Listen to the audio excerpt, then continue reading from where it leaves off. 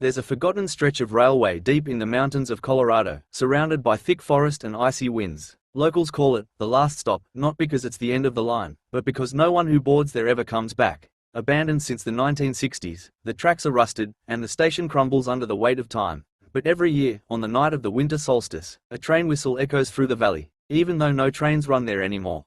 Eli was a thrill-seeking urban explorer who documented haunted places on his YouTube channel. When he heard rumors of the phantom train, he knew he had to investigate. His plan was simple: camp out at the old station on the solstice and wait for the train.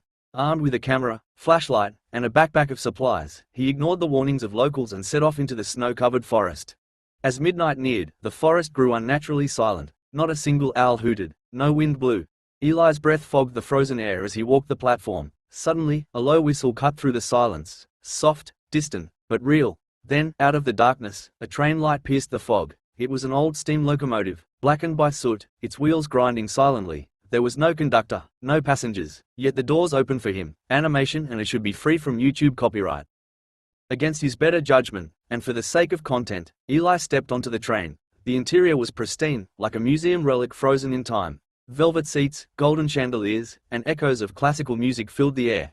But something was wrong. The windows showed only darkness. No trees, no snow, just void. Then he saw them. Passengers, blurry and translucent, dressed in clothes from different eras. A woman in a 1920s flapper dress wept silently. A soldier in a bloodied World War II uniform stared blankly ahead. None acknowledged him.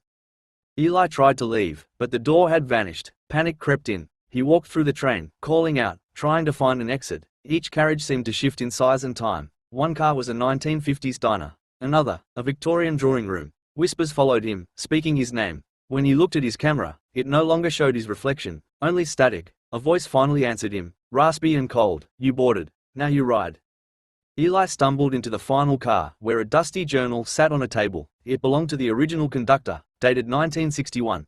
The journal told of a catastrophic derailment that killed over 100 passengers, all because of a brake failure on the solstice. The wreck was never found. Locals said the train disappeared into thin air. But survivors, those who should have died, had lived cursed lives. Now, the train hunts the living every solstice, claiming the curious, the reckless, like Eli.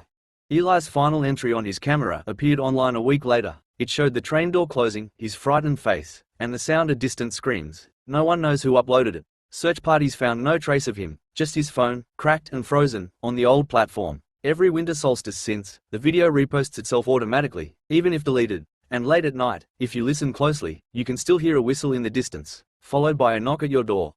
So if you ever find yourself near an old railway line on a winter's night, and you hear a train that shouldn't be there, don't follow the sound. And whatever you do, don't get on, because the last stop isn't a place, it's a warning, and it's already coming for you.